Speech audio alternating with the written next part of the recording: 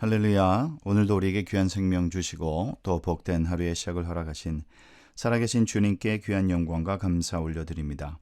월요일 아침입니다. 계속되는 아침 말씀 묵상 이어가도록 하겠습니다. 오늘 본문 말씀은 지난 시간에 이어서 예레미야서 38장 1절부터 13절까지의 말씀, 37장까지 우리가 끝났고 이제 오늘 38장으로 넘어와서 1절부터 13절까지의 말씀을 통해서 오늘 이 아침에 우리에게 주시는 하나님의 말씀의 은혜 우리 간단히 나누고 그 은혜를 새기도록 하겠습니다. 예레미야는 예루살렘 주민들이 하나님의 말씀을 받아들이지 않을 것을 알았습니다. 알면서도 계속해서 그 메시지를 증거했죠. 그래서 그들이 듣기 싫어하는 말을 계속했기 때문에 그들은 오해했고 예레미야를 붙잡고 때리고 그리고 어려운 환경으로 밀어 넣었습니다. 하지만 그때마다 하나님께서는 계속해서 예레미야를 건지시고 지키시고 또 그 과정 속에서 또 쓰임받는 사람도 있었다 그랬습니다. 시드기야 왕을 통해서 요나단의 집에서 또 이렇게 빠져나오는 그 모습을 또 우리가 지난 시간에 보았듯이 이렇게 혼란과 위기 상황일수록 하나님의 참된 백성이 사실은 누구인지가 또 명확하게 드러난다라는 것을 우리가 알 수가 있습니다. 먼저 오늘 첫 번째 단락 1절부터 6절까지의 말씀을 보겠습니다. 하나님의 말씀을 계속해서 거절하는 그 유다 사람들의 모습이 이제 잘 나타납니다. 예레미야는 하나님이 말씀을 주실 때마다 주저하지 않고 유다 백성에게 말씀을 선포했죠. 그런데 그가 선포하는 말씀을 듣고 있자면 마치 그가 바벨론과 내통하고 있는 것이 아닌가라는 생각이 들 정도로 그러한 말씀을 전했습니다. 예레미야가 외친 메시지는 예루살렘 성에서는 머물러서는 절대로 안 되고 빨리 바벨론에게 항복해야 목숨을 건질 수 있다라는 그런 내용이었기 때문입니다. 그것이 이제 2절과 3절의 말씀이죠. 역사적으로 이러한 말씀이 전해진 적이 없었기 때문에 하나님께서 끝까지 버텨라, 지켜라 그런 말씀을 주실 수는 있지만 그런데 어떤 나라에게 항복해서 그건 다 포기해라는 얘기잖아요. 그 나라의 속국이 되라는 얘기인데 그러면 목숨을 건져주겠다라는 그런 내용은 이제 이전까지는 별로 없었을 것입니다. 그래서 고관들은 이 시드기야 왕에게 예레미야를 저 사람 죽여야 됩니다. 민족의 배반자 같습니다. 아마 그런 식으로 고발을 했을 것입니다. 이들은 또 그 아버지의 이름들이 언급되는 것으로 보아서 이제 유력한 가문에 속한 자들이다라는 것을 이제 우리가 알 수가 있죠. 시드기야 왕은 예레미야를 죽일 마음은 사실은 그렇게 있지는 않았지만 이 고관들의 요청을 물리칠 힘은 또 없었어요. 그것이 이제 5절의 말씀입니다.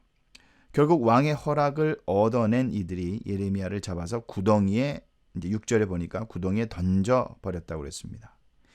예레미야를 즉시 죽이지 않는 이유는 신성모독이나 우상숭배, 살인, 간음 등의 죄를 저지르지 않은 이상 사형에는 처할 수 없었기 때문에 그래서 이들은 예레미야를 바닥이 진창으로 된 구덩이에 던져놓고 어떻게 합니까?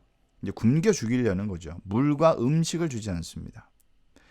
이거는 이제 직접 죽이지 않을 뿐이지 생존할 수 없는 공간에 사람을 던져놓고 이제 자연사했다라는 주장을 하려는 이것이야말로 하나님을 우롱하는 그러한 아주 비열한 행위에 해당이 되겠습니다.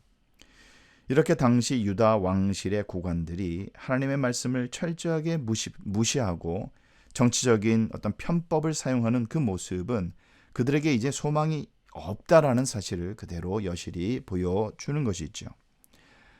이제 두 번째 단락 7절부터 13절까지의 말씀을 통해서 이와 반대로 말씀에 순종하는 구스인에 대해서 이제 말씀하고 있습니다.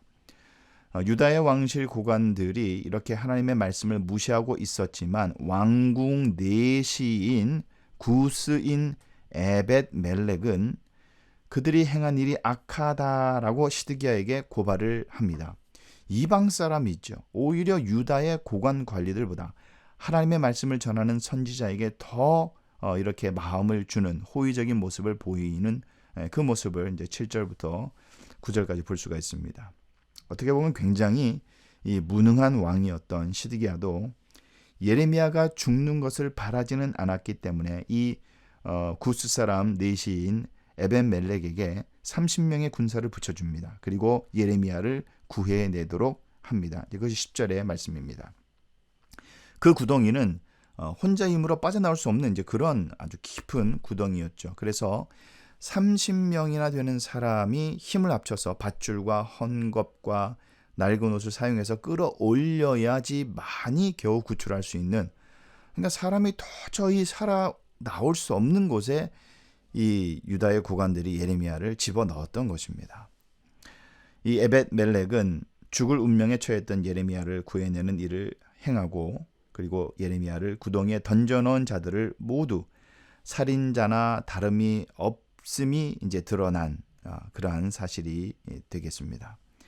이 에벤멜렉이 이스라엘 민족이 아니라 이방인이었기 때문에 유다 왕실에서 그렇게 영향력 있는 중요한 인물이다라고 볼 수는 없겠죠. 하지만 이 에벤멜렉이야말로 당시 왕실에서 유일하게 그리고 담대하게 불의한 것을 불의하다라고 지적을 하고 의를 위해서 힘쓴 그런 사람이었고, 아합 왕 때의 오바댜처럼 선지자를 구한 또 다른 인물이 되고 있습니다. 하나님을 의지함으로 두려움 없이 하나님의 말씀을 전했던 예레미야는 이렇게 또 다른 누군가 전혀 예상하지 못했던 참 신앙인 이방인이지만 구스 사람 에벤멜렉을 통해서 하나님께서는 구원의 손길을 펼치셨다라는 사실을 또 우리가 볼 수가 있습니다. 오늘 말씀을 정리하겠습니다. 하나님을 의뢰하고 또 그분의 뜻을 따르고자 한다면 반드시 하나님께서는 지켜주실 것입니다.